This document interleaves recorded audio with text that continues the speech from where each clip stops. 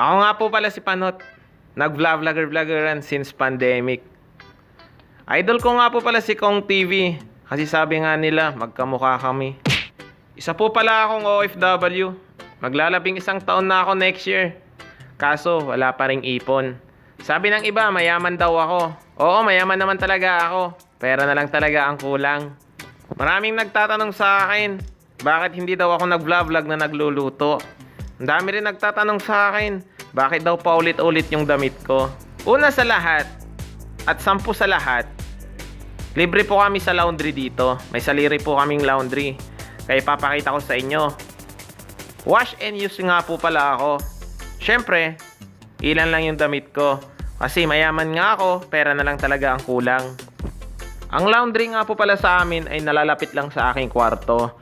Pwede kang mag-walk-in or pwede ka rin mag-taxi kung gusto mo. Eh kung baliw ka, di mag-taxi ka. Ayun na nga, nilakad ko na nga papunta ng laundry.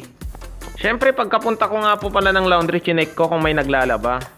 Kaso sa kaswerte ang palad, walang naglalaba.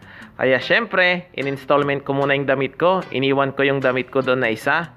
Samantala naglalakad ako, pabalik na ng kwarto. Kasi nga kukunin ko na naman yung ibang damit ko. Kasi nga, wash and use lang ako. Kasi nga mayaman ako, pera na lang talaga ang kulang. Ayun na nga, naglalakad na nga ako, daladala ko na nga yung 2 damit ko. At syempre, inamoy ko muna, kaso amoy asim talaga siya, pero walang putok yan ha.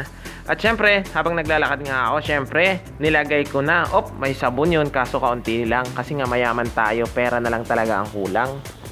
Push button nga po pala yung laundry namin dito, kaya high-tech at saka automatic. At syempre, yan na nga, nilagay ko ng 30 minutes. Hindi ko alam kung 30 minutes yan o 30 seconds. Basta bahala na siya dyan.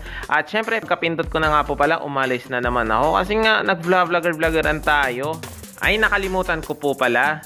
Ito naman po yung mga naglalaba. Ito naman po yung dryer namin dito. Kasi nga, bawal po kami magsampay sa labas. Kasi pag nagsampay ka at sunstorm, naging makulay ang kulay ng yung damit. At syempre, naglalakad naman ako. Kasi sabi nyo nga, hindi ako nagluluto.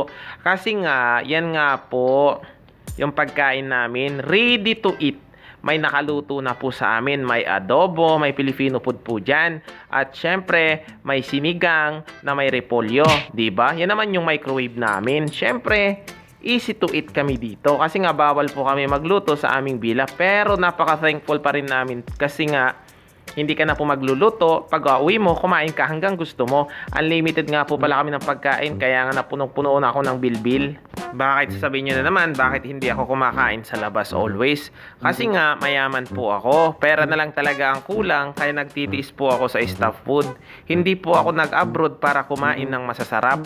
Nag-abroad po ako para makaipon ng pera at may maipapadala. Hindi po ako nag-abroad para kumain ng masasarap.